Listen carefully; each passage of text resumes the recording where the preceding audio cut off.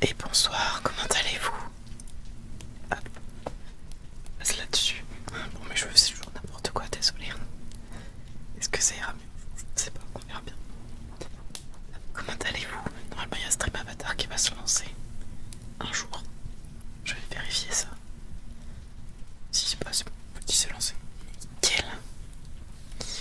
Hop. Et bonsoir, Tom BZH. Comment vas-tu? On se retrouve ce soir pour la suite du coup de nos aventures avec Harry Potter. Il y a le sapin de Noël qui est. D'ailleurs, je me demande si je mets quand même l'effet ou pas. C'est pas mal. En vrai, c'est cool. Je remets juste ça bien.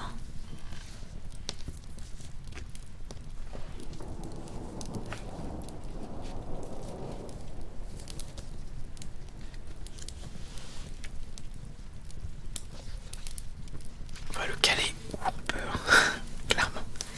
Voilà, le focus de la caméra, c'est bon, tout est dans l'angle à peu près. Nickel. On était rendu où? On était rendu au fait que Harry a utilisé du Félix Félicis pour s'emparer du souvenir de Slughorn, qu'il a obtenu le souvenir en question. Et du coup, on l'a lâché quand il était en train de courir clairement. Je crois vers le bureau de Dumbledore. Voilà. Donc on va reprendre aujourd'hui. J'ai regardé, il nous reste normalement on finit la semaine prochaine. Si je dis pas de conneries. Puisqu'il me semble qu'il y a 30 chapitres. Du coup, il nous reste 4 streams dessus, donc c'est plutôt pas mal. Voilà, voilà. Let's go. Commençons. Chapitre 23, pardon, j'allais dire 3. Les Horcruxes. À son retour, lorsqu'il se glissa à l'intérieur du château, Harry sentit les effets du Félix Félicis se dissiper. La porte d'entrée n'était toujours pas verrouillée, mais il tomba sur Peeves au 3e étage et eut tout juste le temps de s'engouffrer dans l'un de ses raccourcis pour éviter que sa présence ne soit détectée. Quand il arriva enfin devant le portrait de la grosse dame, il ôta sa cape d'invisibilité et ne fut pas surpris de la voir très peu disposée à l'aider. C'est fou, il allait à la salle commune et non pas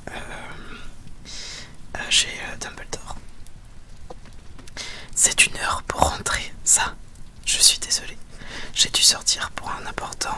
Eh bien, le mot de passe a changé à minuit. Vous n'aurez qu'à dormir dans le couloir, d'accord? Vous plaisantez, protesta Harry. Pourquoi a-t-il changé à minuit? C'est comme ça, répliqua la grosse dame. Si vous n'êtes pas content, allez donc vous expliquer avec le directeur. C'est lui qui a renforcé la sécurité. Fantastique, dit Harry d'un ton amer en contemplant le sol dur. Une idée vraiment brillante, oui. J'irais volontiers m'expliquer avec Dumbledore s'il était là, parce que c'est lui qui a voulu que... Il est là, lança une voix derrière Harry. Le professeur Dumbledore est revenu à l'école il y a 1 heure. Nick, quasi sans tête, flottait vers lui, sa tête vacillant sur sa fraise comme à son habitude. Le baron sanglant m'a dit qu'il l'avait vu arriver, déclara Nick. À l'en croire, il avait l'air de bonne humeur, quoiqu'un peu fatigué, bien sûr. Où est-il? Demanda Harry, qui sentit son cœur bondir dans sa poitrine. Et merci beaucoup au nouveau follow, bienvenue. Alors, nous, si je prononce mal, n'hésite pas à me le dire. Bienvenue, installe-toi bien. Oh, il gémit et fait du bruit de chaîne dans la tour d'astronomie. C'est un de ses passe-temps préférés. Pas le baron sanglant, Dumbledore. Ah, il est dans son bureau, répondit Nick. D'après le baron, il devrait encore s'occuper de certaines choses avant d'aller se coucher. Il est vachement courant quand même, le baron. Ça, c'est vrai. Il va de quoi s'occuper, approuva Harry. Il brûlait d'excitation à l'idée d'annoncer à Dumbledore qu'il était en possession du souvenir. Il tourna les talons et repartit à toutes jambes, indifférent à la grosse dame qui criait derrière lui. Revenez, j'ai menti.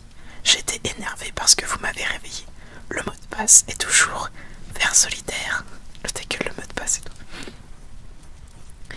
Mais Harry, qui avait déjà filé à l'autre bout du couloir, et quelques minutes plus tard, il lançait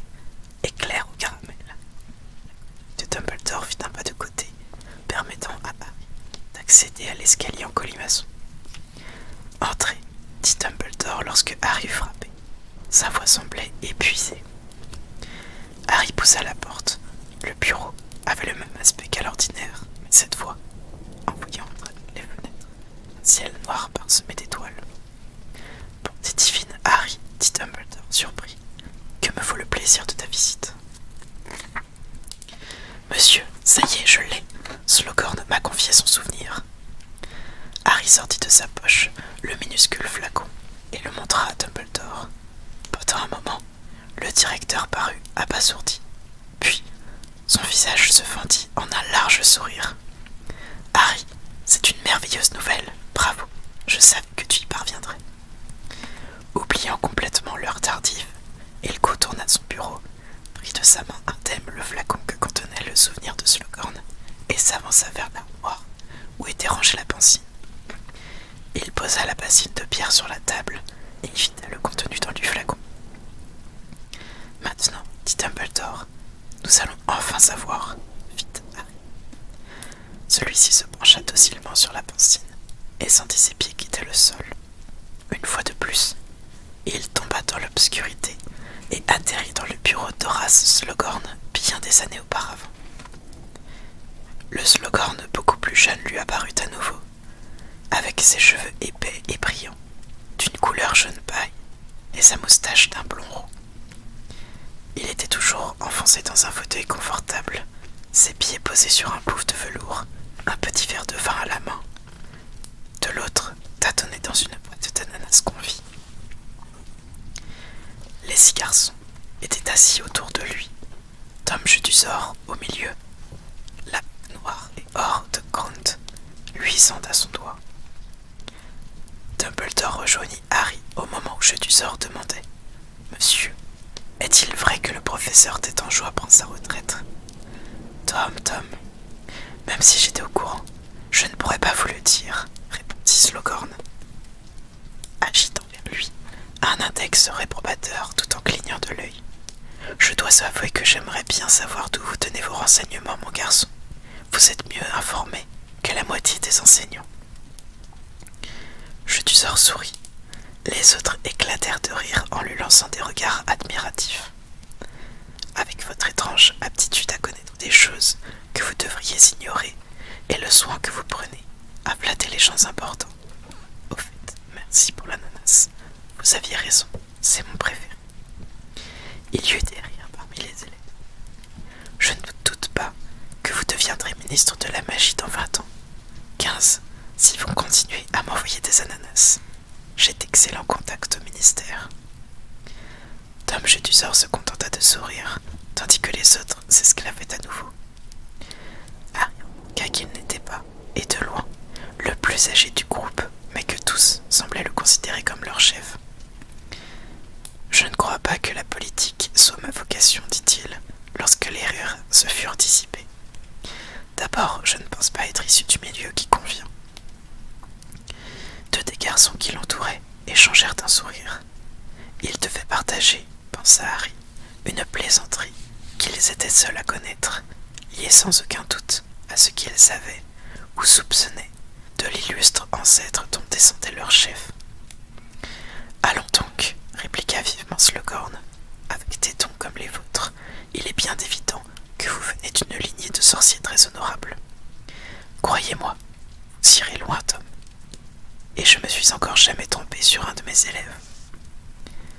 La petite pendule d'or sur le bureau de Slughorn sonna 11 heures derrière lui, et il se retourna. Bonté divine, il est déjà si tard. Il est temps que vous y alliez, les garçons, ou nous aurons tous des ennuis. Lestrange, je veux votre devoir demain, sinon je vous donne une retenue. C'est également valable pour vous, Avery. Un par un, les garçons sortirent de la pièce. Slughorn se hissa hors de son fauteuil et alla poser son verre vide sur son bureau. Un bruit dans son dos lui fit tourner la tête. Jedusor était toujours là. Ouvrez l'œil, Tom, il ne faut pas vous laisser surprendre hors de votre lit à cette heure si tardive. Vous êtes préfet. Monsieur, je voulais vous demander quelque chose. Demandez, mon garçon, demandez.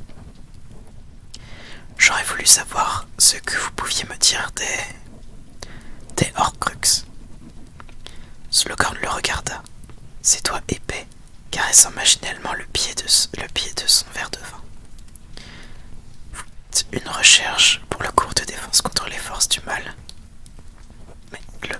Mais Slughorn, Harry le voyait bien, savait parfaitement qu'il ne pouvait s'agir d'un devoir. Pas vraiment, monsieur, dit Jedusor. Je suis tombé sur ce mot dans un texte que je lisais, et je ne l'ai pas totalement compris. Non, bien sûr, vous auriez beaucoup de mal à trouver à Poudlard un livre qui vous donne des détails sur les Horcruxes, Tom. C'est de la magie très noire, très très noire, déclara Slughorn. Mais vous savez sûrement tout sur le sujet, monsieur. Un sorcier tel que vous. Excusez-moi, peut-être que vous ne pouvez rien me dire, mais pour moi, il était évident que, si quelqu'un était capable de m'en parler, ce serait forcément vous. Pourquoi j'ai pensé à vous demander? C'était fait à merveille, songea Harry. L'hésitation, le ton dégagé, la flatterie mesurée, tout était très bien dosé. Lui-même avait trop souvent usé d'artifices afin d'arracher à des personnes réticentes des informations utiles pour ne pas reconnaître un maître en la matière. Il voyait que Jedusor tenait absolument à obtenir une réponse à sa question. Peut-être préparait-il ce moment depuis des semaines. Eh bien, répondit Slughorn sans le regarder, en tripotant le ruban qui ornait sa boîte d'ananas confit. J'imagine que je ne peux pas faire de mal si je vous donne une idée générale, pour que vous compreniez simplement le sens du mot. Horcrux est le terme qu'on utilise pour désigner un objet dans lequel une personne a dissimulé une partie de son âme. Je ne vois pas très bien le principe, dit Jedusor. Sa voix était soigneusement contrôlée, mais Harry percevait son excitation. Il s'agit de séparer son âme en deux, reprit Slughorn, et d'en cacher une partie dans un objet, en dehors de son corps. Ainsi, même si son corps est attaqué ou détruit, on ne peut pas mourir parce qu'un morceau de l'âme reste attaché à la vie terrestre sans avoir subi de dommages. Mais bien sûr, l'existence sous une telle forme. Le visage de Slughorn s'affaissa, et Harry se rappela les paroles qu'il avait entendues près de 2 ans auparavant. Je me suis senti arraché de mon corps, réduit à moins qu'un esprit, moins que le plus infime des fantômes, mais j'étais quand même vivant. Rares sont ceux qui en voudraient, Tom, très rares. La mort serait préférable.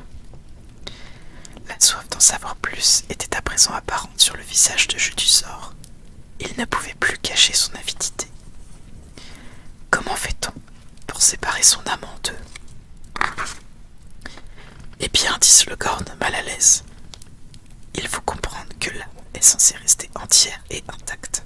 La diviser est une violation, quelque chose contre nature. Mais comment fait-on?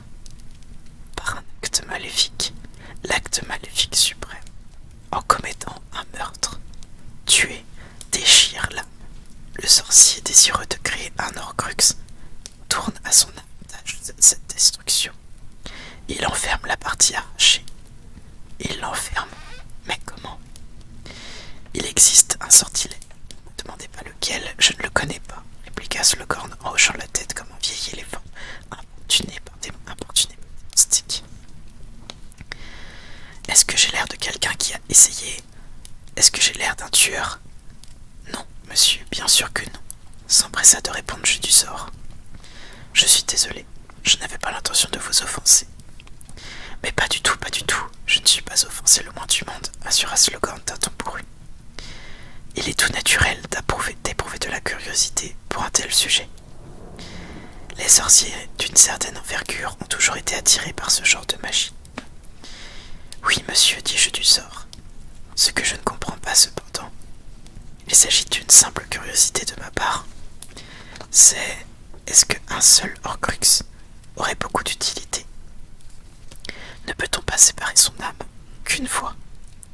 N'obtiendrait-on pas un meilleur résultat avec une plus grande force si l'on parvenait à diviser son âme en plusieurs morceaux?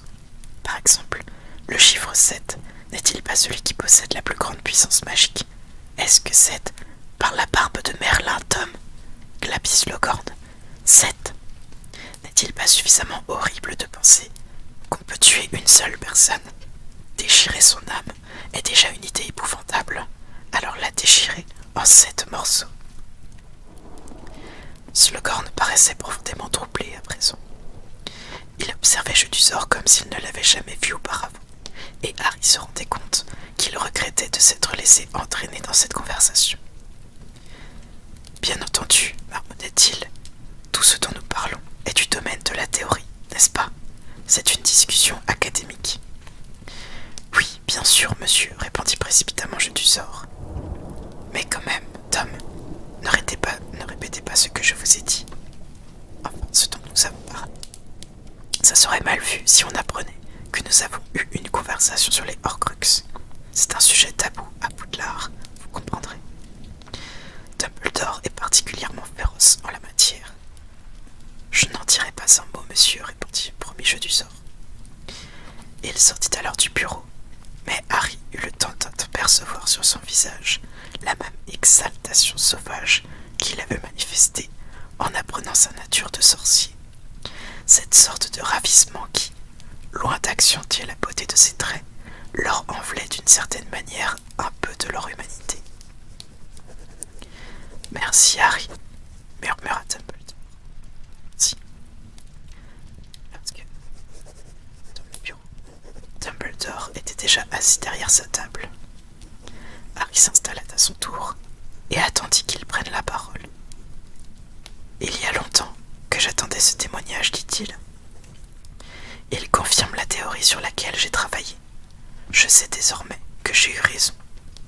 Je sais aussi combien est long le chemin qui reste à parcourir. » Harry remarqua soudain que tous les anciens directeurs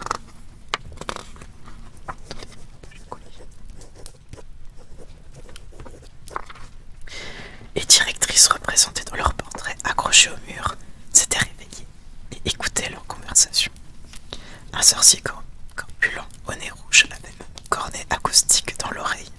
« Harry, reprit Dumbledore, je suis sûr que tu comprends la signification de ce que nous venons d'entendre. Au même âge que le tien, aujourd'hui, à quelques mois près, Tom Jedusor faisait ce qu'il pouvait pour trouver le moyen de se rendre immortel. »« Et vous croyez qu'il a réussi, monsieur ?» demanda Harry. « Il a créé un Horcrux. C'est pour ça qu'il n'est pas mort quand il m'a attaqué. Il avait un Horcrux, caché quelque part. Un fragment de son âme était préservé. »« Un fragment ou davantage, dit Dumbledore. Tu as entendu Voldemort.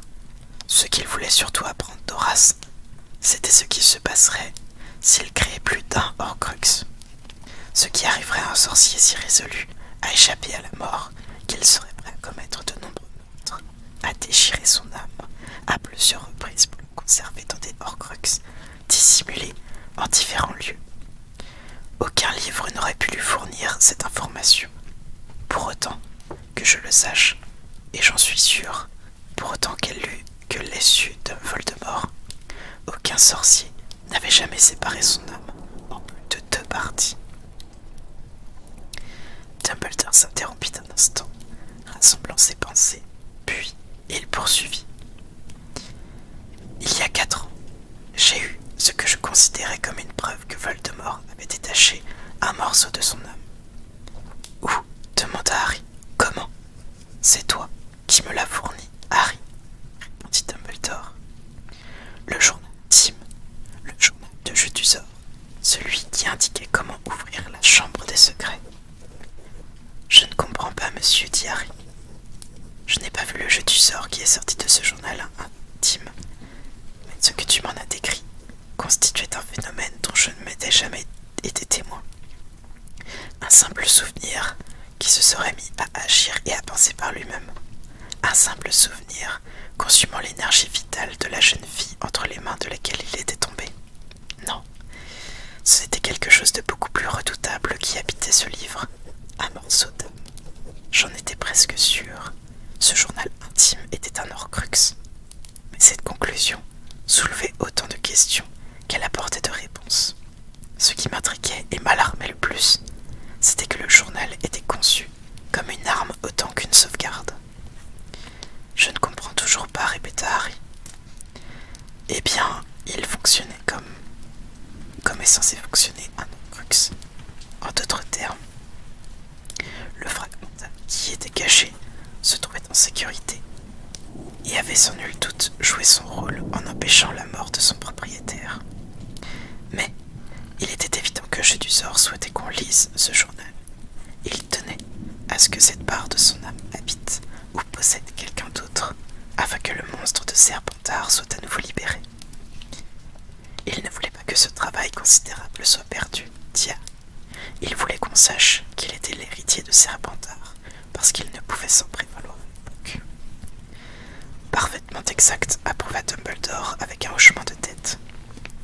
Mais ne vois-tu pas que s'il avait l'intention de se faire passer ou d'imposer ce journal à un futur élève de Poudlard, cela signifiait qu'il attachait bien peu d'importance au précieux fragment de son âme qui s'y trouvait caché. Comme l'a expliqué le professeur Slughorn, l'objectif d'un Horcrux consiste à dissimuler une part de soi-même pour la conserver hors d'atteinte, et non pas à la mettre sous les yeux de quelqu'un d'autre au courant des risques qu'elle soit détruite. Comme cela s'est d'ailleurs produit, ce fragment d'âme a été anéanti. Tu t'en es chargé toi-même. Le peu de considération accordée par Voldemort à cet Horcrux m'a semblé de très mauvais augure. Cela signifiait qu'il avait créé ou qu'il avait l'intention de le faire d'autres Horcrux. La perte de celui-ci ne lui était donc guère préjudiciable. Je ne voulais pas le croire, mais c'était la seule hypothèse logique. Tu m'as alors dit, 2 ans plus tard, que la nuit où Voldemort a réintégré son corps, il a fait au Mange-Mort une déclaration très révélatrice et très alarmante. Moi qui suis allé plus loin que quiconque sur le chemin qui mène à l'immortalité, ce sont les paroles que tu m'as rapportées, plus loin que quiconque. Je pensais savoir ce que cela signifiait, même si les Mange-Morts, eux, l'ignoraient. C'était une référence à ces Horcrux. Ces Horcrux au pluriel, Harry, ce dont aucun sorcier n'avait jamais disposé jusqu'alors. J'en suis convaincu. Tout se tenait. Lord Voldemort semblait devenir de moins en moins humain à mesure que les années passaient, et sa transformation ne pouvait s'expliquer à mes yeux que par la mutilation qu'il avait su faire subir à son âme, au-delà des limites de ce que l'on appelle habituellement le royaume du mal. Il a donc assassiné d'autres personnes pour qu'on ne puisse plus le tuer lui-même, interrogea Harry. Pourquoi ne pas avoir plutôt fabriqué une pierre philosophale, ou en avoir volé une, s'il était tellement attiré par l'immortalité? Nous savons qu'il a essayé il y a 5 ans, répondit Dumbledore. Il existe diverses raisons pour lesquelles je pense qu'une pierre philosophale aurait moins d'attrait que les Horcrux aux yeux de Lord Voldemort.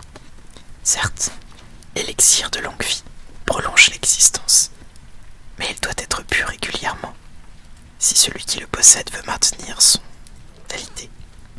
Par conséquent, Voldemort aurait été entièrement dépendant de l'élixir, et s'il en avait manqué, ou s'il avait été contaminé par un poison, ou encore si on lui avait volé la pierre, il serait mort comme n'importe quel autre homme. Souviens-toi que Voldemort aime agir seul. Je suis persuadé que l'idée de dépendre, ne serait-ce que d'un élixir, lui était intolérable.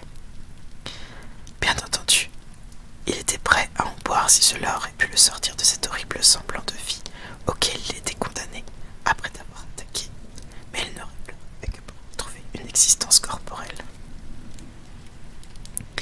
Par la suite, j'en suis certain, il aurait continué à se fier à ses Horcrux. Il n'aurait pas eu besoin de rien d'autre si seulement il avait pu reprendre forme humaine. Il était déjà immortel, comprends-tu, ou aussi proche qu'on puisse l'être de l'immortalité. Mais maintenant, arrête de cette information, ce souvenir crucial que tu as réussi à nous procurer. Nous sommes plus près que personne ne l'a jamais été du secret qui permettra d'éliminer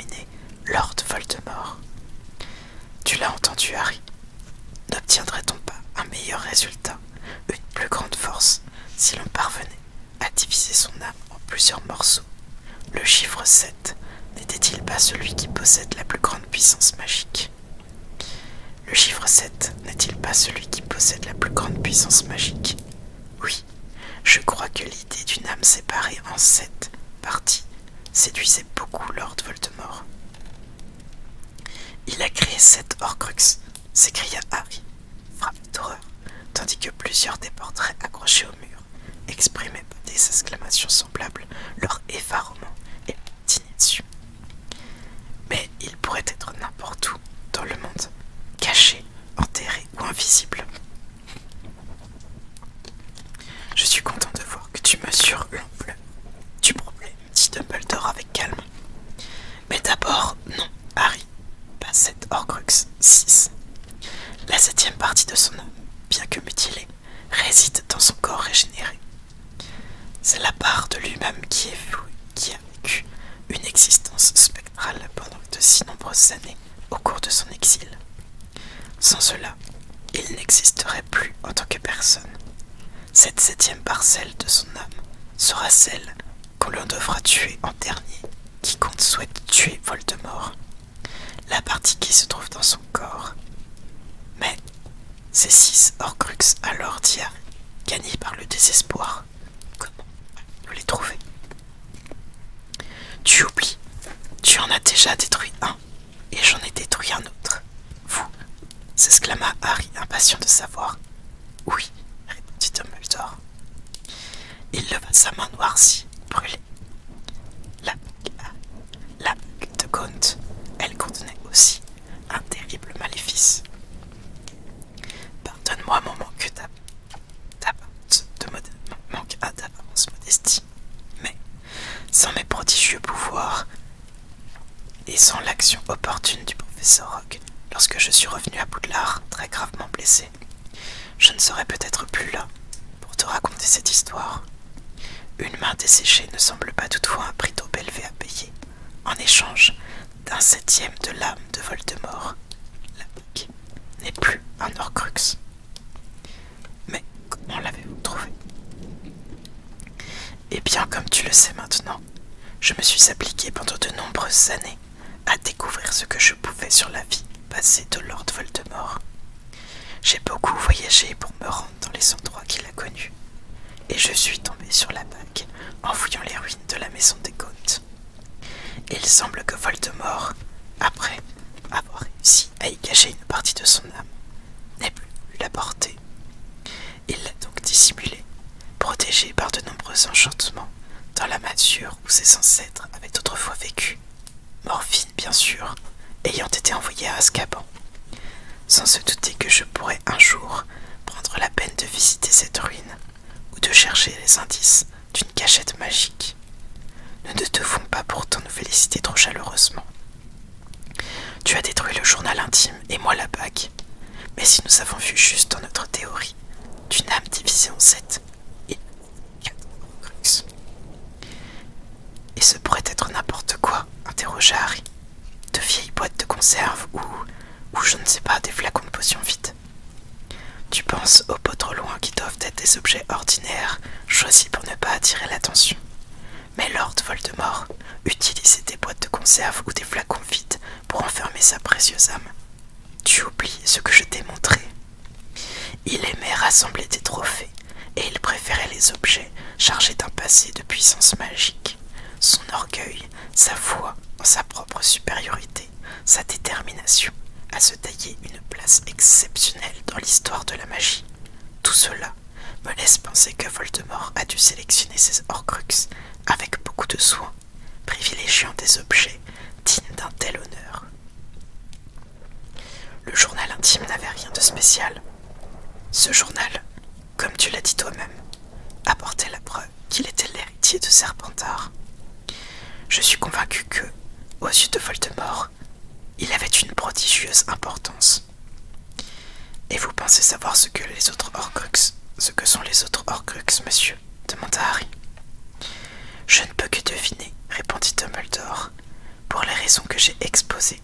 Je crois que Voldemort devait préférer les objets qui possédaient en eux-mêmes une certaine grandeur, et par conséquent mener des recherches dans son passé en espérant découvrir les indications de telle que de tels objets avaient disparu autour de lui. Le médaillon, s'écria soudain Harry, la coupe de Poufsouffle. Oui, approuva Dumbledore avec un sourire. Je serai prêt à mettre mon autre main, disons de doigts, qu'ils sont devenus les Horcruxes numéro 3 et 4. Les deux derniers, en admettant encore une fois qu'il ait créé 6 au total, posent un plus grand problème, mais je ne me risquerai pas à supposer qu'après avoir obtenu des objets de Serpentard et de Poufsouffle, il les ait mis en quête de trouver qui aurait appartenu à Gryffondor ou à Cernaigle. 4 objets venant chacun d'un des fondateurs de Poudlard. J'en suis sûr, une telle puissante attirance sur l'imagination de Voldemort. Je ne sais pas s'il a jamais réussi à se procurer quelque chose qui ait été en possession de Cernaigle, mais je suis certain que la seule relique connue de Gryffondor demeure en sécurité.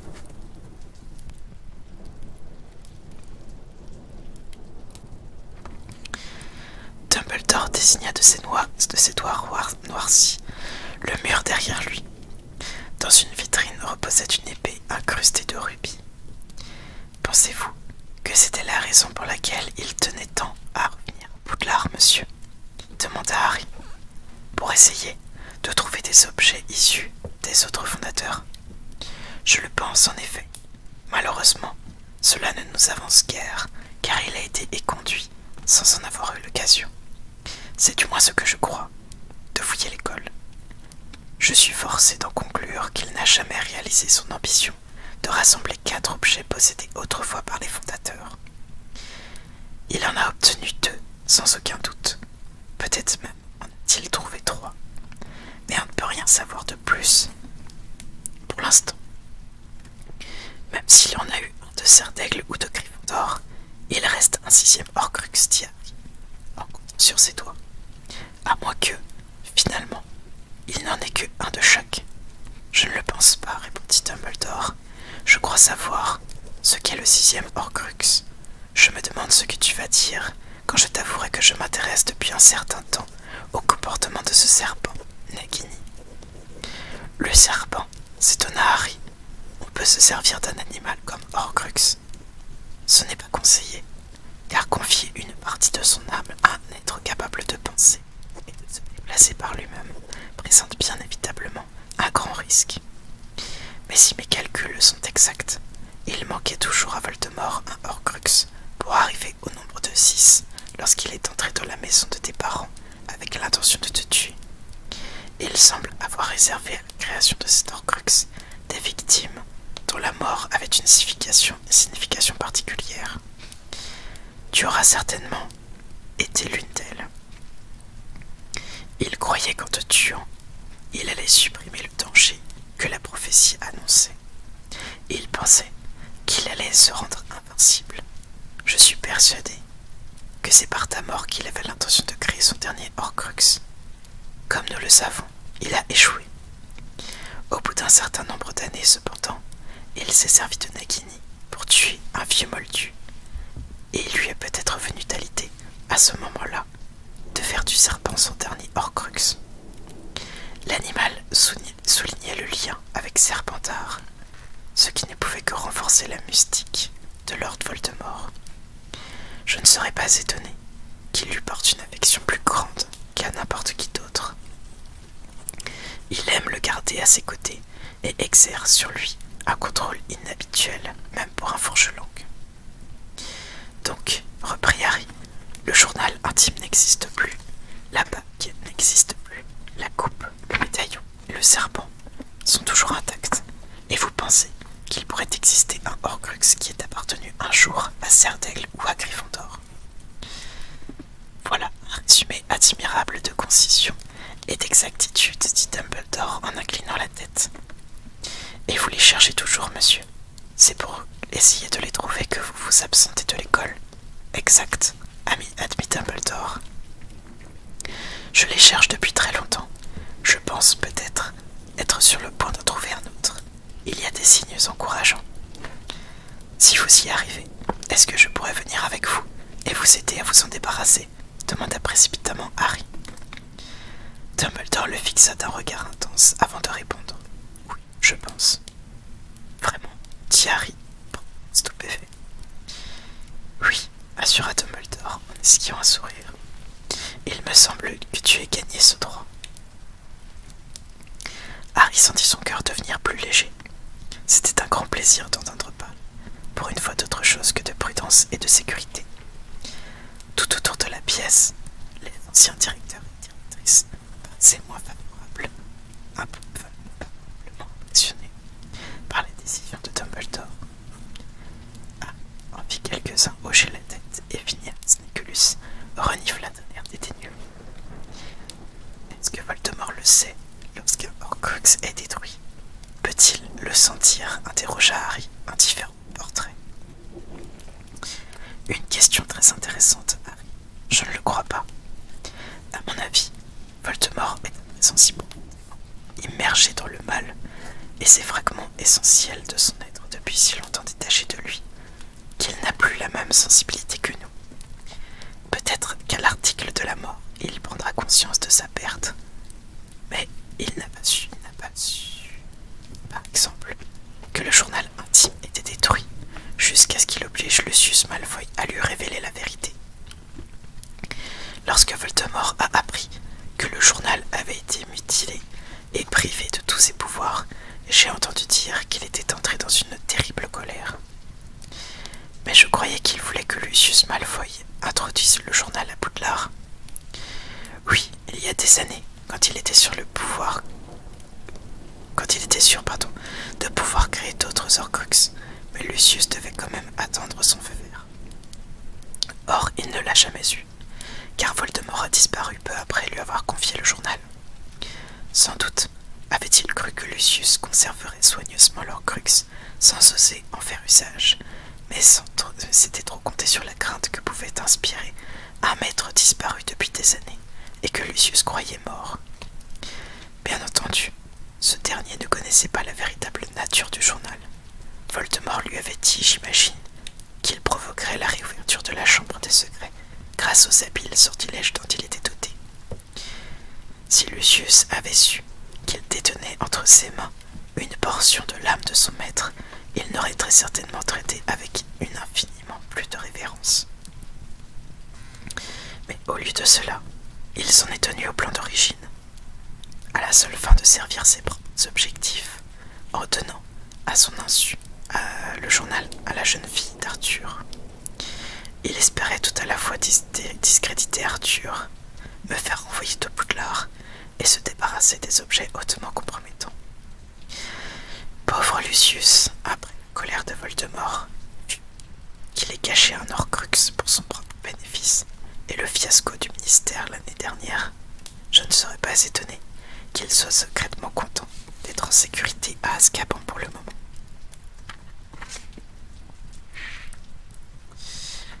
Il resta songeur un instant, puis il demanda.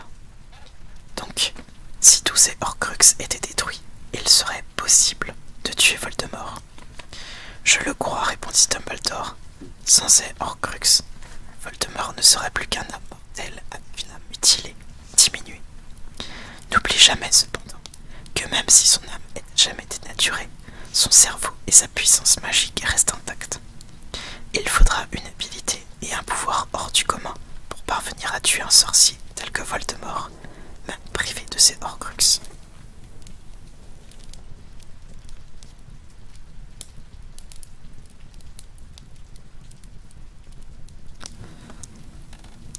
Mais je n'ai pas une habilité et un pouvoir hors du commun, dit Harry, avant d'avoir pu s'en empêcher.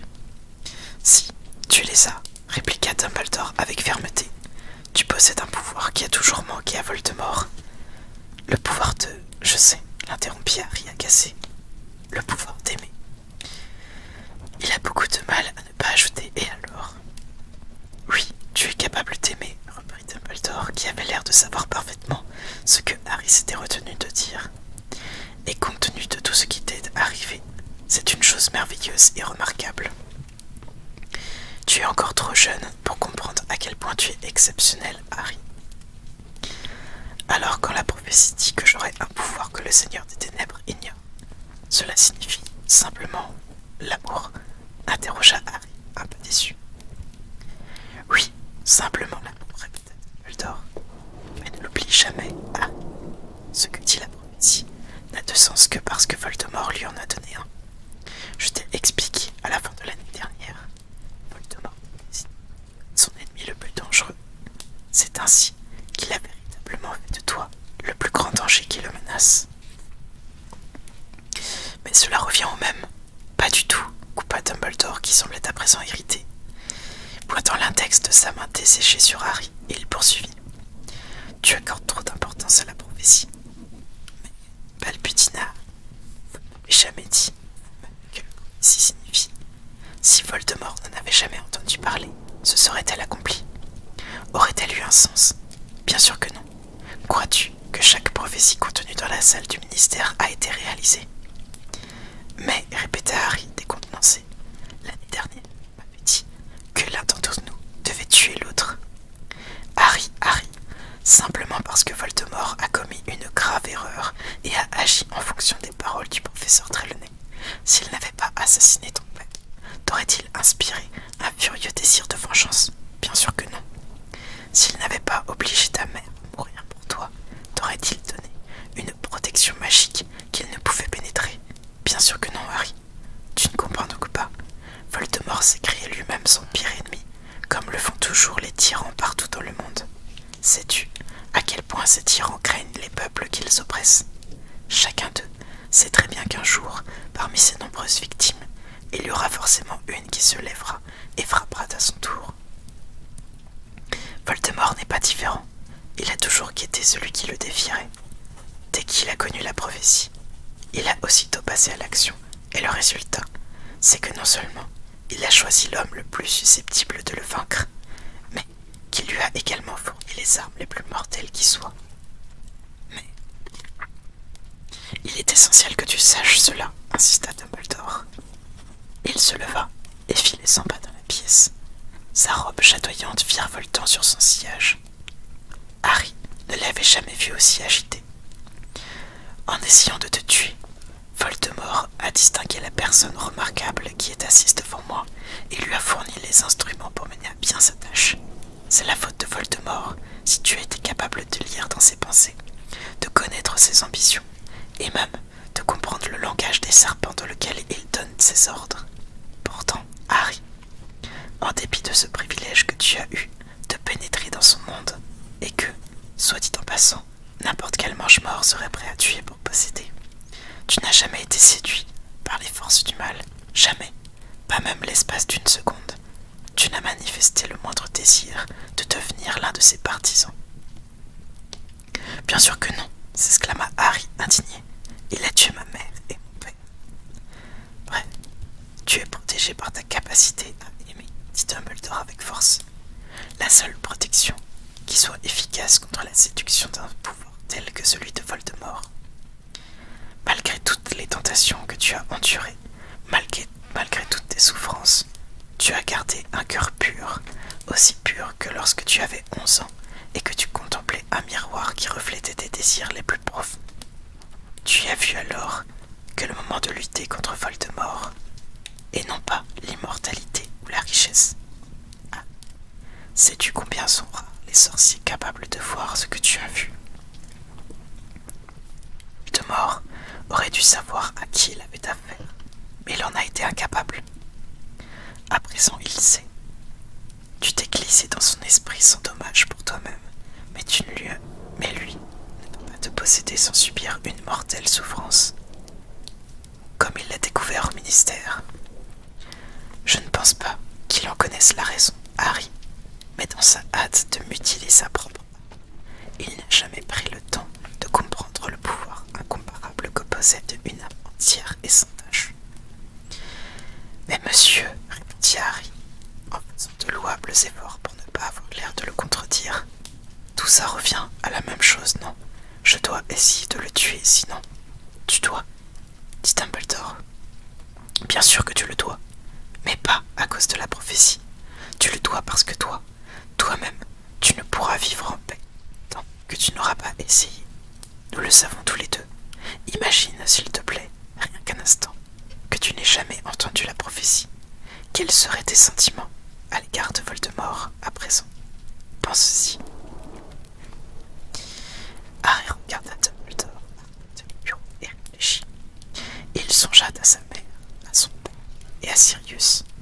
Il songea à Cédric Diggory.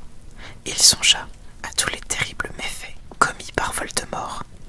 La flamme sembla alors jaillir dans sa poitrine et lui déchirer la gorge.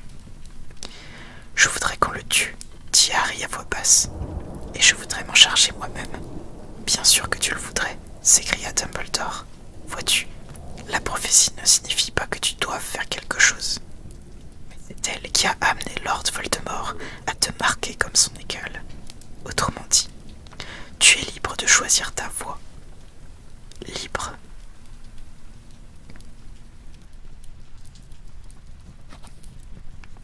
Mais Voldemort, lui, continuera à s'y tenir, et il continuera à te traquer, et donc, inévitablement, l'un de nous deux finira par tuer l'autre, acheva Harry. Oui, il comprenait ce que Dumbledore avait essayé de lui expliquer. C'était, pensa-t-il, la différence entre être traîné dans l'arène pour livrer un combat à mort et entrer dans cette même arène la tête haute. Certains diraient peut-être contre les deux. Le choix était limité, mais Dumbledore savait, et moi aussi, songea Harry, avec un orgueil féroce, et mes parents aussi, qu'on ne pouvait imaginer plus grande différence. J'ai fini le chapitre 23. Je reviens vite fait. J'arrive, je bois un coup et je vais aux toilettes, je reviens.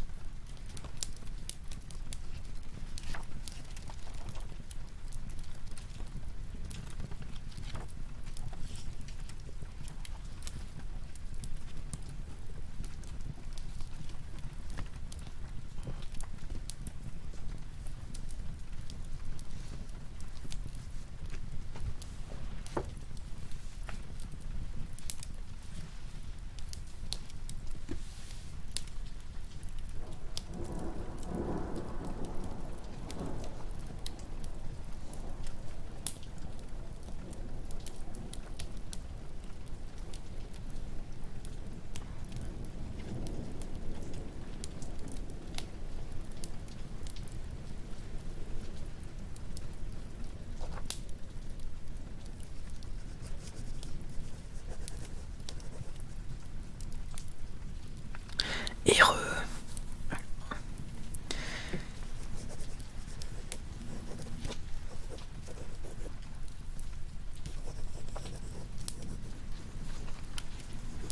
chapitre 24.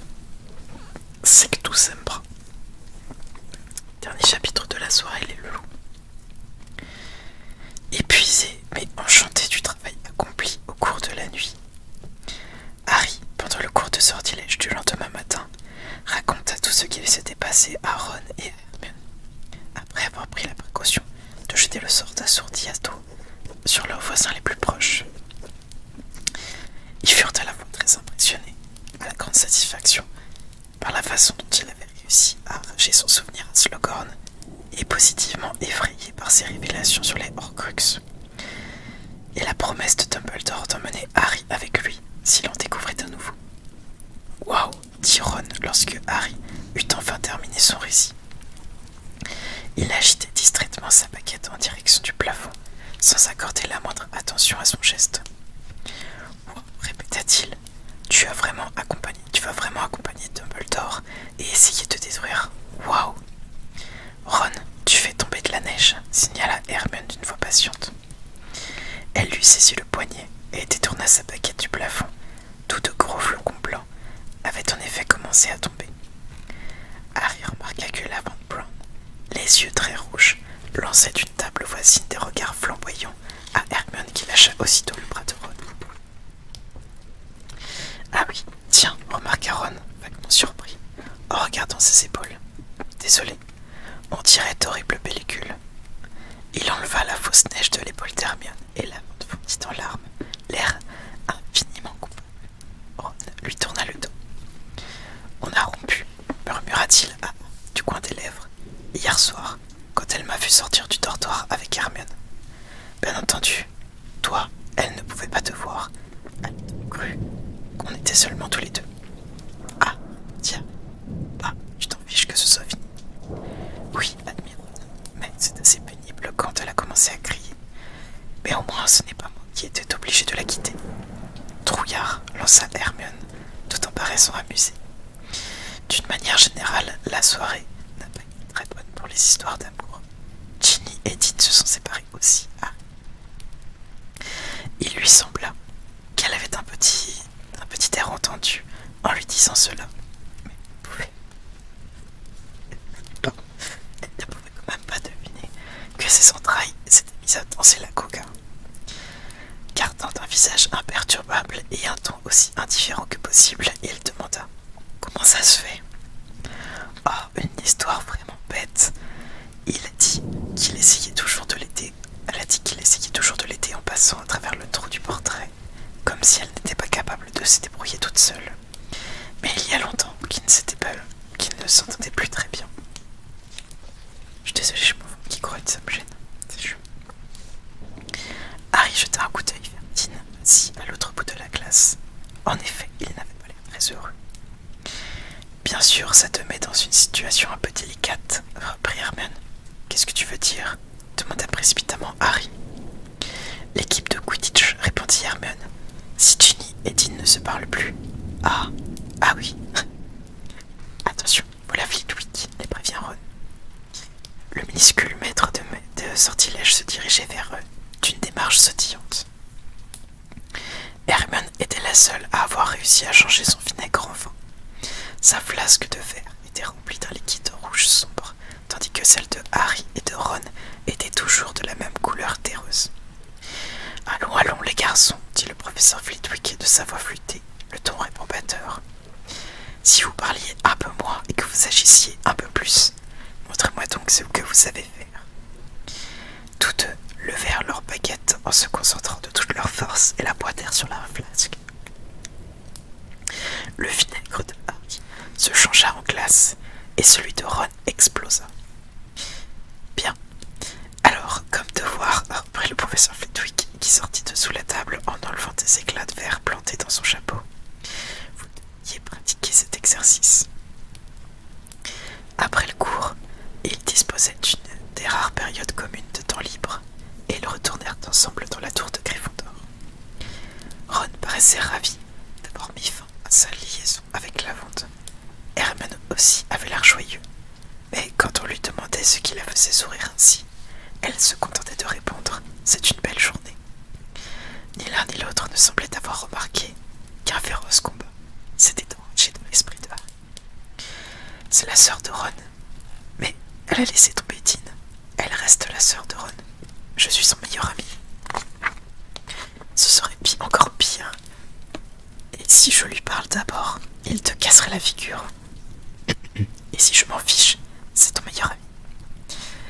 Harry remarquait à peine qu'il franchissait le trou du portrait pour entrer dans la salle commune ensoleillée, et il ne vit que très vaguement le petit groupe d'élèves de 7e année qui s'y étaient rassemblés, jusqu'à ce qu'Hermione s'écrie « Cathy, tu es revenue, comment ça va ?» Harry regarda plus attentivement, C'était bien Katy Bell qui paraissait en pleine forme, entourée de ses amis, ravie de la revoir. Je vais très bien, assurait-elle d'un ton enjoué.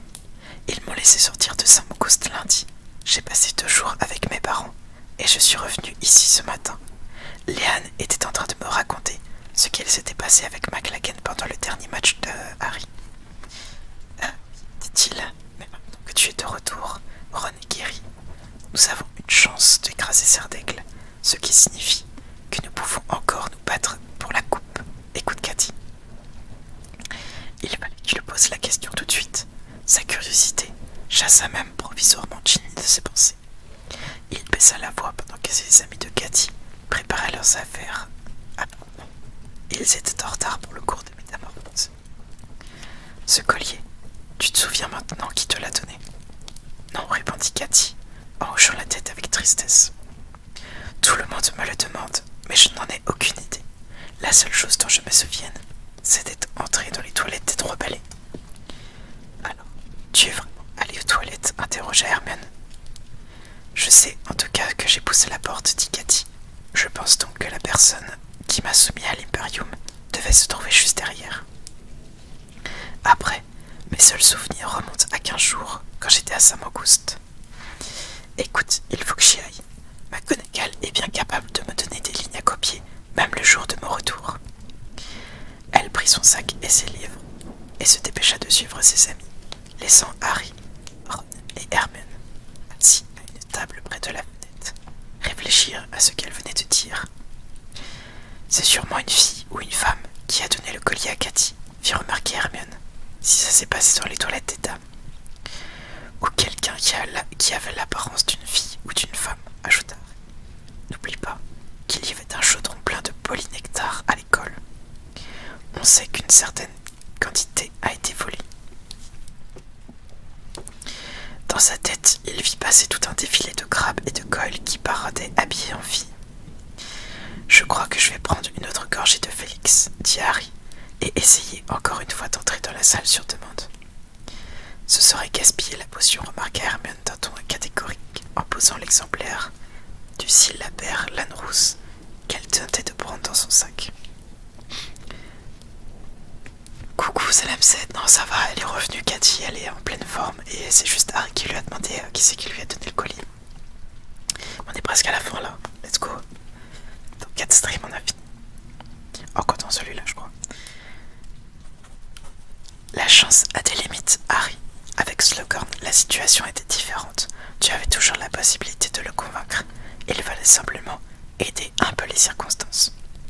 Mais la chance ne suffira pas à neutraliser un puissant enchantement. Ne perds pas le reste de ta potion. Tu en auras besoin de toute la chance dont tu peux disposer si Dumbledore t'emmène avec lui. Sa voix n'était plus qu'un murmure. On ne pourrait pas qui nous demande sans écouter Hermione. Provision. Regarde un peu ton livre. Harry prit dans son sac son manuel avancé de préparation des potions et consulta le chapitre Félix Félicis. Oula, c'est très compliqué, dit-il en parcourant la liste des ingrédients. Et ça prend 6 mois, et il faut laisser mijoter. Ça ne m'étonne pas, soupira Ron. Bon, comment ça va, ça, t'es hypé par la mise à jour de SOT ou pas? Harry était sur le point de ranger son livre, quand il remarqua une page cordée. Il regarda à cet endroit et vit le sortilège de Sectus Sempra contre les ennemis, qu'il avait repéré quelques semaines auparavant. Il n'en connaissait toujours pas les effets, principalement parce qu'il n'osait pas les scier lorsqu'Hermione se trouvait à proximité, mais il envisageait d'en faire usage contre McLaggen la prochaine fois qu'il arriverait derrière lui à son insu. Complètement malade, comment ça, t'es malade de la mage ou genre t'es malade? Moi ça va sinon, tranquille. La seule personne qui n'était pas particulièrement ravie de voir revenir Katy Bell était Dean Thomas, car elle n'avait plus besoin de lui pour la remplacer comme poursuiveur. Il prit la nouvelle stoïquement lorsque Harry la lui annonça, se contenta de grogner et de hausser les épaules. Mais quand Harry s'éloigna, il eut la très nette impression que Dean et Seamus marmonnaient derrière son dos sur un ton de la honte. Au cours séances d'entraînement furent les meilleures que c'est le si cool.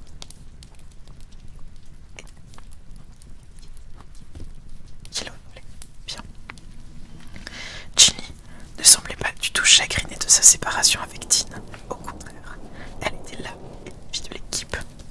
Ses imitations de Ron, sautillant devant ses buts à l'approche du soifle, ou de Harry, hurlant des ordres à McLaggen avant de se faire assommer, provoquaient l'hilarité générale. Harry, qui riait avec les autres, était content d'avoir une innocente raison de regarder Ginny.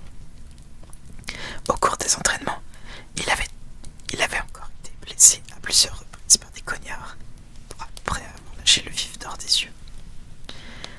La bataille continuait à faire rage dans sa tête. Ginny ou Ron?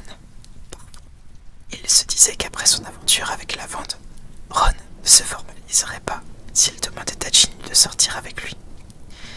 Mais Harry se rappelait alors l'expression de son visage lorsqu'il l'avait vu embrasser Dean, et il était convaincu que le simple fait de prendre la main de Ginny lui apparaîtrait comme une ignoble trahison.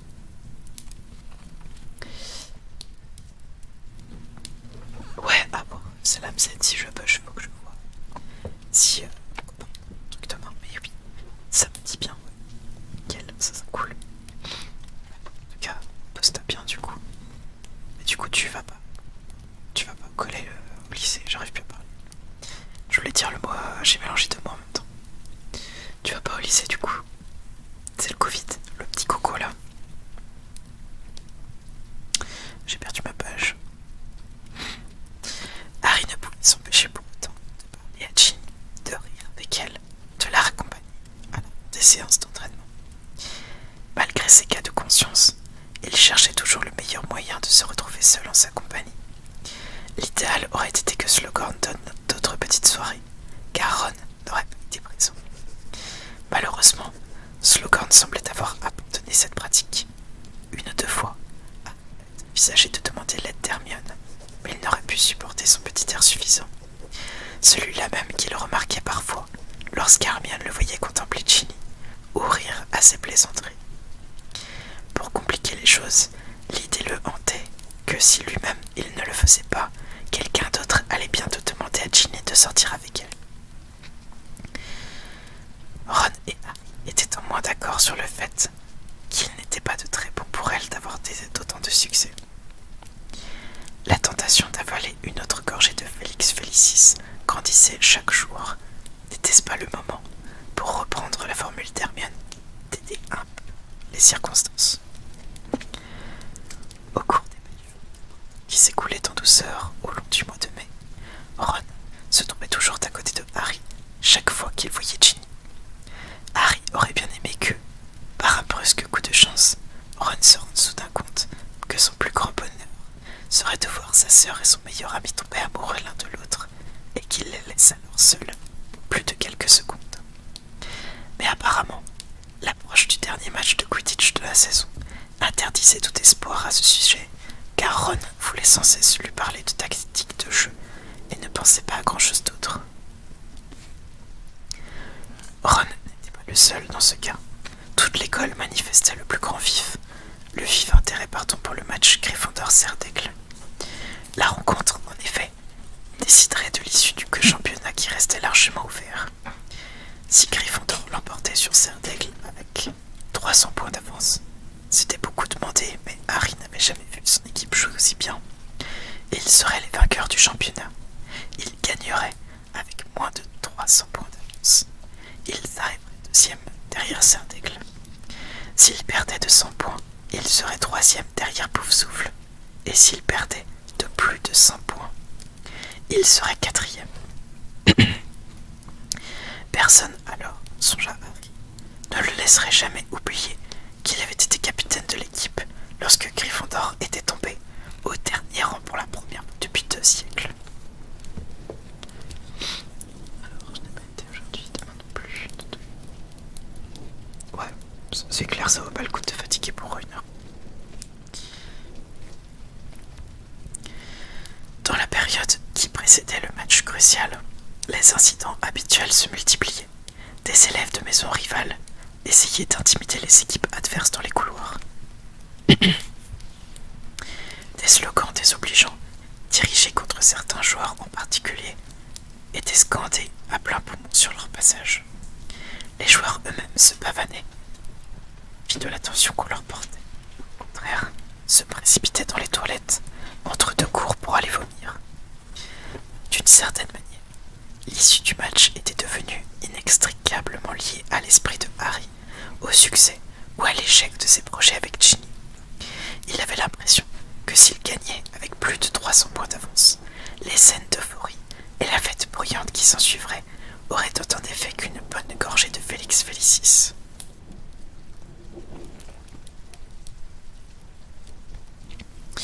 Parmi toutes ces préoccupations, Harry n'oubliait pas son autre ambition, découvrir ce que fabriquait Malfoy dans la salle sur demande. Il consultait toujours la carte du maraudeur, et comme il arrivait souvent que Malfoy n'y figure pas, il en concluait qu'il passait encore plus de temps dans la salle. Bien que Harry perdit peu à peu espoir de jamais pouvoir y pénétrer, il essayait quand même chaque fois qu'il se trouvait à proximité. Mais quelle que soit la forme sous laquelle il formulait la demande, aucune porte n'apparaissait dans le mur nu. Quelques jours avant le match contre Serdaigle, Harry descendit dîner seul en sortant de la salle commune. Ron s'est enrué dans les toilettes les plus proches pour y vomir une nouvelle fois. Et sans Vector au sujet d'une erreur qu'elle pensait avoir commise dans son dernier devoir d'arithmétie.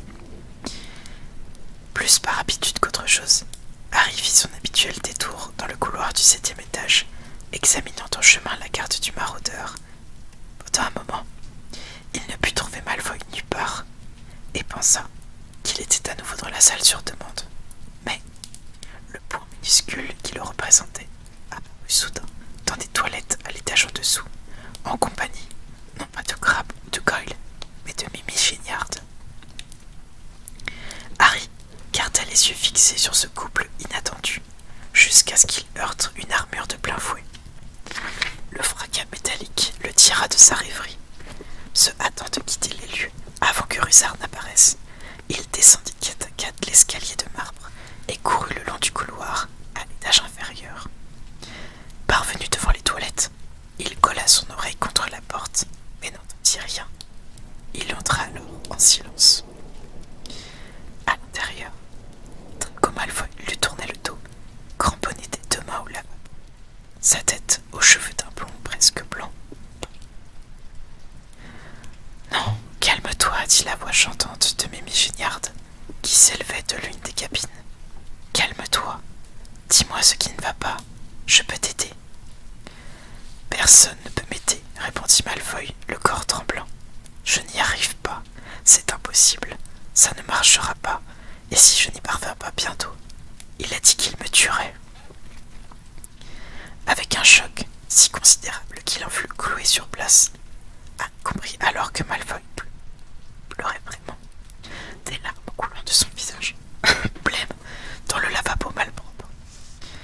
Malfoy sanglota, siffla puis parcourut d'un grand frisson, regarda dans le miroir craquelé et vit par-dessus son épaule qui le regardait. Il fit aussitôt volte-face en sortant sa baguette. Instinctivement, Harry fit saisir la sienne. Le sortilège de Malfoy manqua Harry de quelques centimètres, fracassant la lampe accrochée au mur, tout près de lui. Harry se jeta alors de côté, les fit corpus.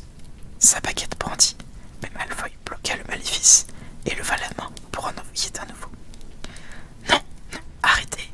s'écria Mimi Géniard, l'écho de sa voix résonnant avec force sur le carrelage. « Arrêtez, arrêtez !» Il eut un retentissant, et la corbeille à papier derrière Harry explosa. Il tenta de lancer les sortilèges du bloc-chambre qui ricocha sur le mur, derrière l'oreille de Malfoy, et fit voler en éclats le réservoir de la chasse d'eau, juste au-dessus de Mimi Géniard. L'eau déferla de tous côtés, glissa et perdit l'équilibre au moment où Malfoy, le visage déformé par la haine, s'exclamait « Andolo, sectus sempra !» hurla Harry, tombé à terre, en agitant frénétiquement sa baguette. Du sang jaillit alors du visage et de la poitrine de Malfoy, comme si une épée invisible l'avait tailladé. Il vacilla et s'effondra sur le sol inondé d'eau dans un grand bruit d'éclaboussure, sa baguette tombant de sa main inerte. Non, s'étrangla Harry. Glissant, chancelant, il se releva et se précipita sur Malfoy dont le visage était maintenant d'un rouge luisant, ses mains blanches crispées sur sa poitrine ensanglantée. Non, je ne voulais pas. Harry ne savait plus ce qu'il disait. Il se laissa tomber à genoux à côté de Malfoy qui tremblait de tout son corps, tandis qu'une mare de sang et Mimi Géniard poussait soudain un hurlement assourdissant. Au meurtre! Meurtre dans les toilettes! Au meurtre! Derrière Harry, la porte s'ouvrit à la volée. Il releva la tête terrifié. Rogue venait de surgir, le visage livide. Écartant brutalement Harry, il s'agenouilla au-dessus de Malfoy, sortit sa baguette et la passa le long des profondes blessures que le maléfice avait causées, marmonnant une incantation qui ressemblait presque à une chanson. Le flot de sang parut s'assécher. Rogue essuya celui-ci qui maculait le visage de Malfoy et répéta son enchantement. Les blessures se refermaient à présent. Harry regardait fixement, horrifié par ce qu'elle avait fait, à peine conscient que lui aussi était trempé de sang et d'eau. Les michéniardes sanglotaient, gémissaient au-dessus de leur tête. Lorsque Rogue eut exécuté pour la 3e fois son contre-maléfice, il souleva à moitié Malfoy pour le remettre debout. Vous devez aller à l'infirmerie. Il restera peut-être des cicatrices. Mais si vous prenez tout de suite le dictame, on peut l'éviter. Venez. Il soutint Malfoy pour l'aider à traverser les toilettes, puis, arrivé devant la porte, lança avec une colère froide. Vous, Potter, vous m'attendez ici. Harry n'eut pas un seul instant l'idée de désobéir. Il se redressa lentement, tremblant de tous ses membres, et baissa les yeux vers le sol humide. Des taches de sang flottaient à la surface comme des fleurs cramoisies. Il ne trouvait même pas la force de faire taire Mimi Géniard, qui continuait de se lamenter, de sangloter, avec un plaisir manifeste et grandissant. Rogue revint 10 minutes plus tard. Il entra et referma la porte derrière lui. « Va-t'en » dit-il à Mimi Géniard qui replongea dans sa cuvette, laissant derrière elle un silence retentissant. « Je n'ai pas voulu ça » affirma aussitôt Harry. Sa voix résonna en écho dans l'espace froid et humide. Je ne connaissais pas les effets de ce sortilège. Mais Rogue ne l'écoutait pas. Apparemment, je vous ai sous-estimé, Potter, répliqua-t-il à voix basse. Qui aurait pu penser que vous saviez de telles choses en matière de magie noire? Qui vous a enseigné ce maléfice? Je l'ai lu quelque part. Où? Dans un livre de la bibliothèque, répondit Harry, inventant ce qu'il pouvait. Je ne me souviens plus du menteur, l'interrompit Rogue. Harry avait la gorge sèche. Il savait ce que Rogue s'apprêtait à faire. Il n'avait jamais été capable de l'en empêcher. Les murs semblaient scintiller devant ses yeux. Il essayait de chasser toutes ses pensées de son esprit, mais malgré ses efforts, l'image nébuleuse du manuel avancé de préparation des potions du prince de sang mêlé flottait dans sa tête. Il regarda à nouveau Rogue, debout au milieu des toilettes inondées, dévastées. Il le fixa droit dans les yeux, espérant contre toute attente que Rogue n'ait pas vu ce qu'il redoutait de révéler. Mais apportez-moi votre sac, ordonna Rogue d'une voix doucereuse, et tous vos livres d'école, tous, apportez-les-moi ici, immédiatement. Il ne servait à rien de discuter. Harry tourna les talons et sortit des toilettes en pataugeant dans l'eau. Parvenu dans le couloir, il se mit à courir vers la tour de Gryffondor. La plupart des élèves allaient dans la direction opposée et le regardaient bouche bée, en le voyant trempé d'eau et de sang. Mais il ne répondit à aucune des questions qui lui lançaient au passage.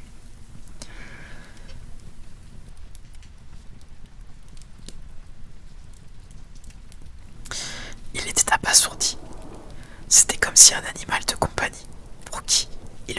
une grande affection, s'était soudain transformé en bête sauvage.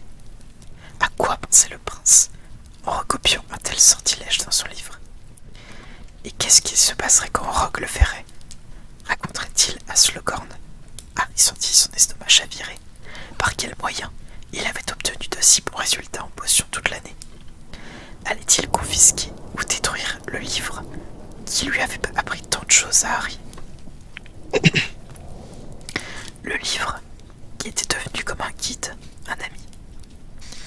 Harry ne pouvait pas le laisser faire, c'était impossible. Où est-ce que... Pourquoi tu es trempé? C'est du sang. Ron se trouvait en haut des escaliers, stupéfait de voir Harry dans cet état. J'ai besoin de ton livre, dit Harry, d'une voix haletante. Ton livre de potions. Vite, donne-le-moi. Mais celui du prince, je t'expliquerai plus tard. Ron sortit de son sac son manuel avancé de préparation des potions et le lui tendit. Harry lui passa devant le nez et retourna en couloir dans la salle commune où il prit son sac, sans prêter attention aux regards ahuris de quelques élèves présents qui avaient déjà fini de dîner. Puis, il se jeta à travers le trou du portrait et s'élança dans le couloir du 7e étage. Il s'arrêta dans une glissade à côté de la tapisserie représentant un troll en train de danser, ferma les yeux et se remit à marcher d'un pas normal. J'ai besoin d'un endroit pour cacher mon livre, j'ai besoin d'un endroit pour cacher mon livre, j'ai besoin d'un endroit pour cacher mon livre. Il passa 3 fois devant le mur nu, et lorsqu'il ouvrit les yeux, il la vit enfin. La salle, la porte de la salle sur demande. Harry la poussa d'un geste brusque, se rua à l'intérieur et la claqua derrière lui. Il eut alors une exclamation de surprise. Malgré sa hâte, sa panique, la crainte de ce qui l'attendait lorsqu'il reviendrait devant Rogue, il resta figé sur place, fasciné par ce qu'il voyait. Il se trouvait dans une salle aussi vaste qu'une cathédrale, filtrant à travers de hautes fenêtres des rayons de lumière illuminant ce qu'il ressemblait à une ville, aux immenses murailles constituées, Harry le savait, d'objets cachés par des générations d'occupants de Poudlard. Il y avait des allées, des rues même, bordées de meubles cassés, endommagés, entassés en piles vacillantes, relégués là, à dissimuler peut-être les effets de mauvaises manipulations magiques ou entreposés par des elfes de maison fiers de leur château. On voyait aussi des livres par milliers, sans aucun doute interdits, couverts de graffitis ou volés, des catapultes zélées et des frisbees attendant de serpents, certains encore dotés d'assez de vie pour voltiger sans conviction au-dessus des montagnes d'autres objets prohibés. Des flacons ébréchés de potions coagulées par le temps, des chapeaux, des bijoux, des capes.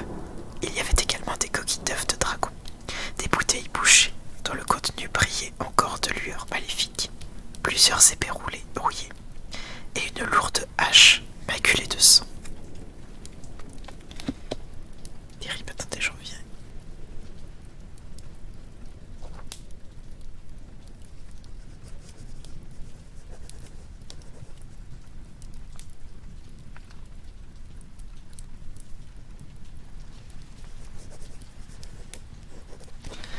Harry s'enfonça dans l'une des nombreuses allées qui sillonnaient cet amas de trésors cachés.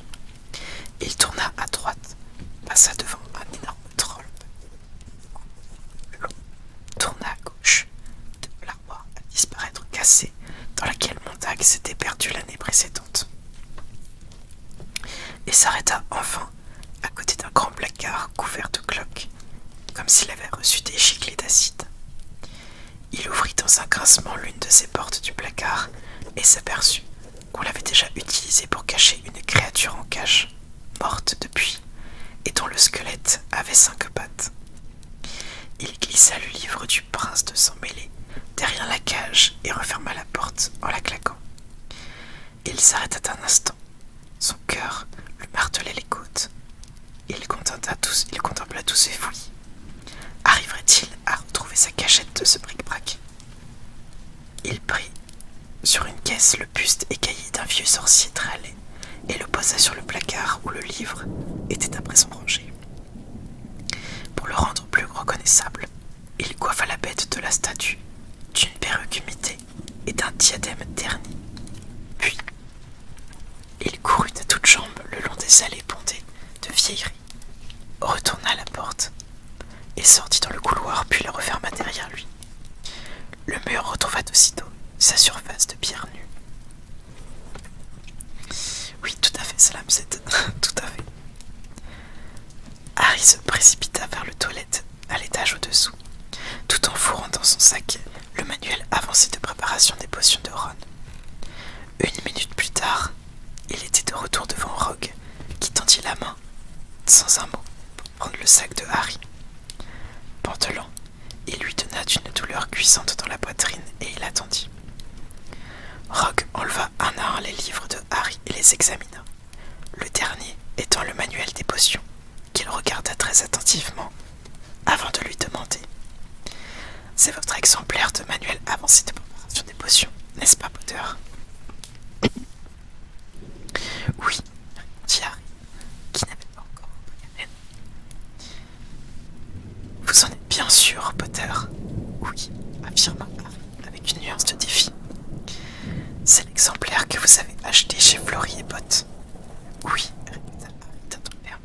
« Dans ce cas, pourquoi, demanda Rogue, le nom de Ronil Willoughby est-il inscrit à l'intérieur de la couverture ?»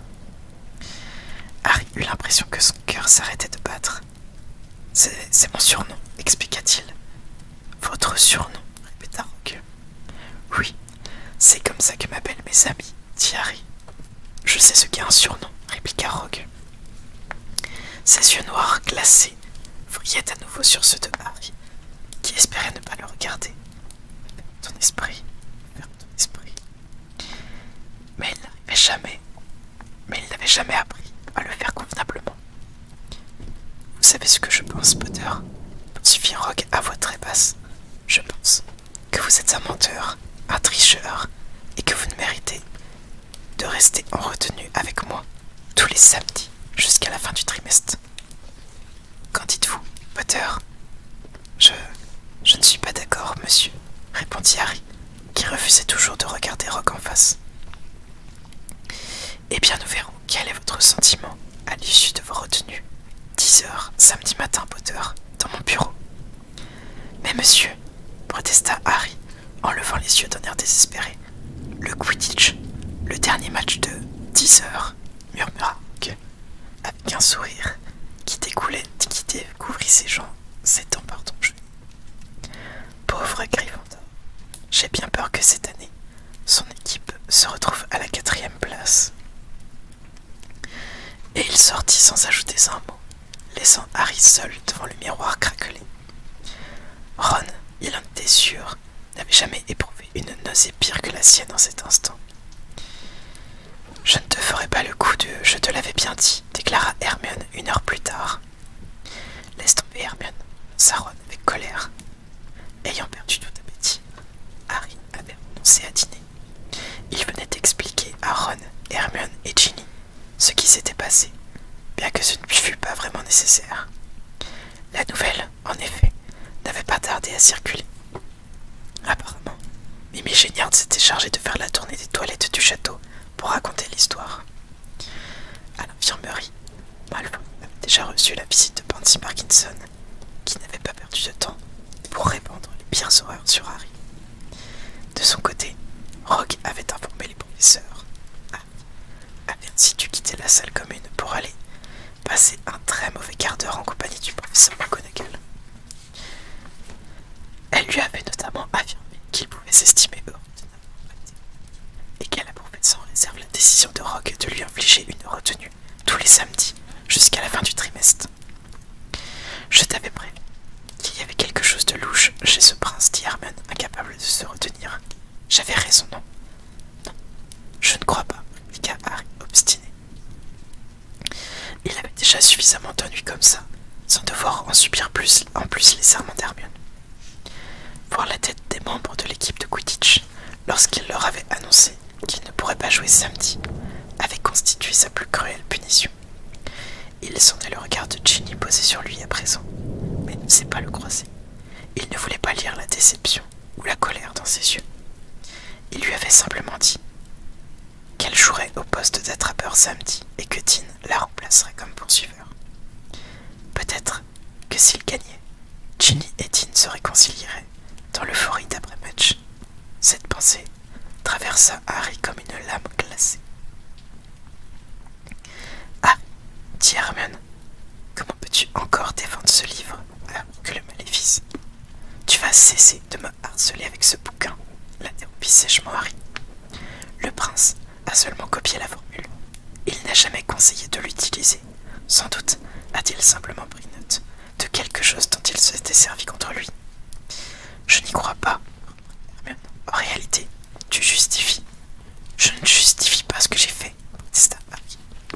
Je regrette d'avoir jeté ce sort, et pas seulement parce que ça ne me vaut une douzaine de retenues. Tu sais très bien que je n'utiliserai jamais un sortilège comme celui-là, même contre Malfoy. Mais tu ne peux pas en vouloir au prince. Il n'a jamais écrit. Essayez donc ça, c'est très efficace. Il prenait des notes pour lui, rien de plus, et personne d'autre. Tu veux dire par là, insista Hermione, que tu vas retourner et reprendre le livre? Oui, exactement, répondit Harry avec vigueur. Écoute, sans le prince, jamais je n'aurais gagné Félix Félicis, je n'aurais jamais pu sauver Ron de l'empoisonnement, je n'aurais jamais acquis une réputation imméritée d'élève brillant aux potions, acheva Hermione féroce. Fiche-lui un peu la paix, Hermione, intervient Ginny. Harry fut si étonné, si reconnaissant, qu'il enleva les yeux vers elle. Apparemment, Malfoy a essayé de se jeter un sortilège impardonnable. Alors tu peux être contente que Harry ait eu quelque chose dans sa manche pour se défendre. Bien sûr, je suis contente qu'il ait échappé au maléfice, répliqua Hermione piquée au vif. Mais il n'empêche que ce Sectus Emptra n'est pas un sortilège acceptable, Ginny. Regarde où ça l'a mené. Et j'aimerais, et j'aurais pensé, étant donné les chances qu'il vous reste maintenant de gagner le match. Je t'en prie, n'essaye pas de nous faire croire que tu comprends quelque chose au Quidditch, coupa sèchement Ginny. Tu ne parviendrais qu'à te rendre ridicule.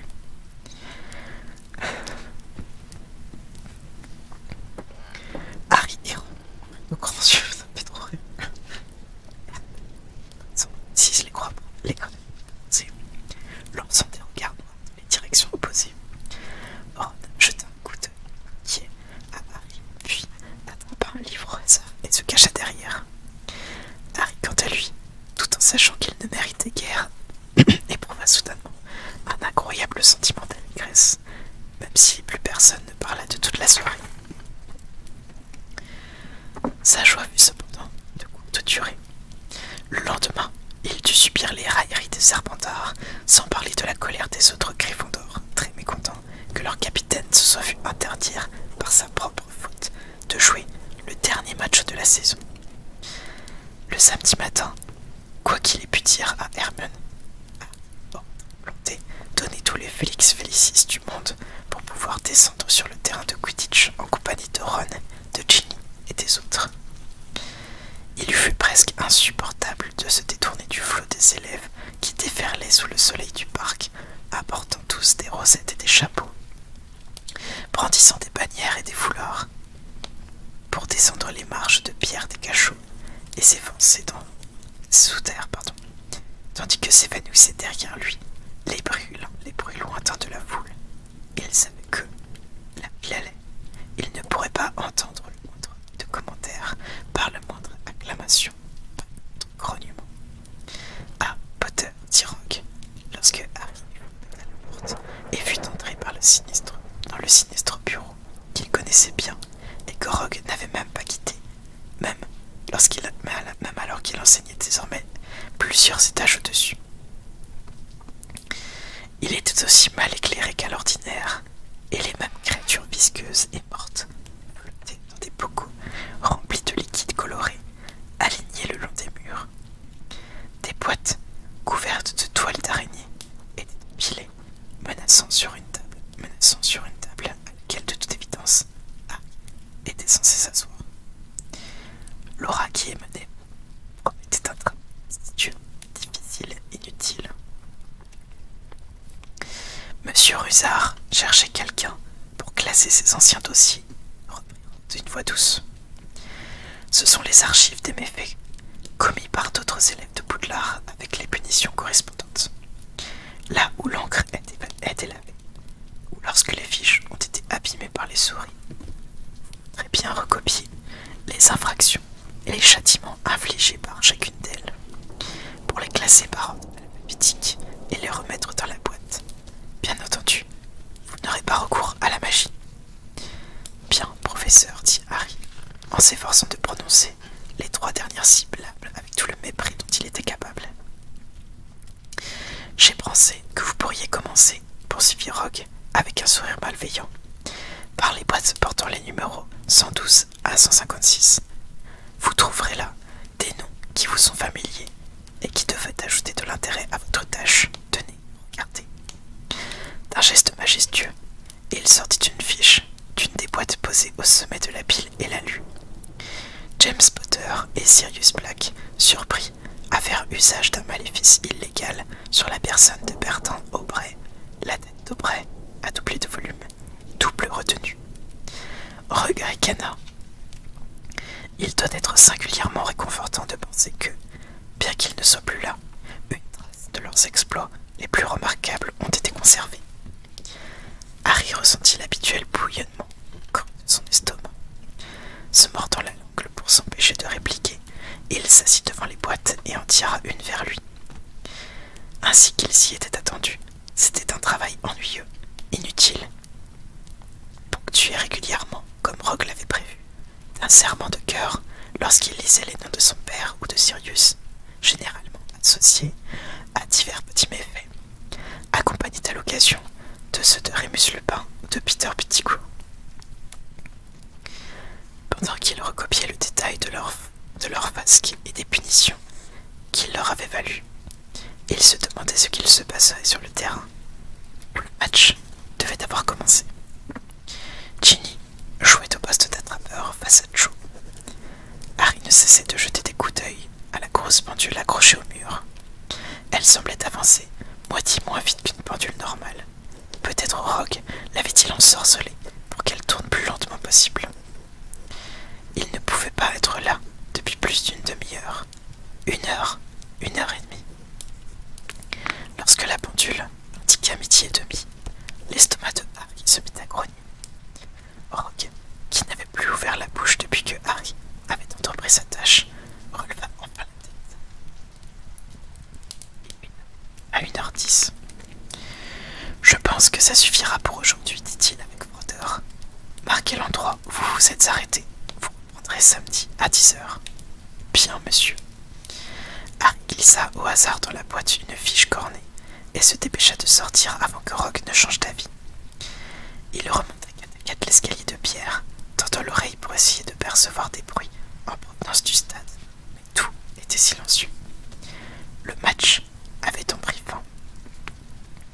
Parvenu à l'entrée de la grande salle bondée, il hésita, puis grimpa l'escalier de marbre en courant. Que Gryffondor gagne ou perde, l'équipe célébrerait la victoire ou déplorerait la défaite dans la salle commune. Quid agis, dit-il timidement à la grosse dame, en se demandant ce qui l'attendait de l'autre côté. Avec une expression impénétrable, elle dit « Vous verrez bien ». Puis elle pivota. Le tumulte d'une fête explosa derrière elle. Harry ouvrit de grands yeux, tandis que des cris saluaient son apparition.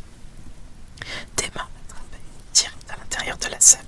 « On a gagné !» hurla Ron, qui avait surgi devant lui, en brandissant la coupe d'argent sous son nez. « On a gagné !»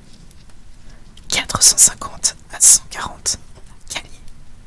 Harry tourna la tête et vit Ginny courir vers lui. Elle se jeta dans ses bras, le visage résolu, le regard flamboyant. Alors, sans réfléchir, sans l'avoir prévu, sans se soucier des 50 personnes qui les regardaient, Harry l'embrassa.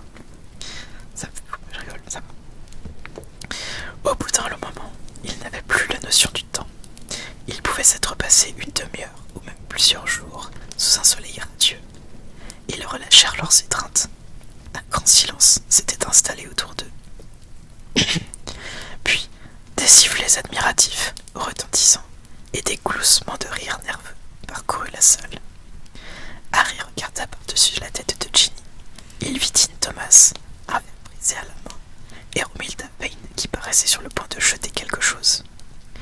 Hermione rayonnait, mais c'était Ron que Harry cherchait des yeux.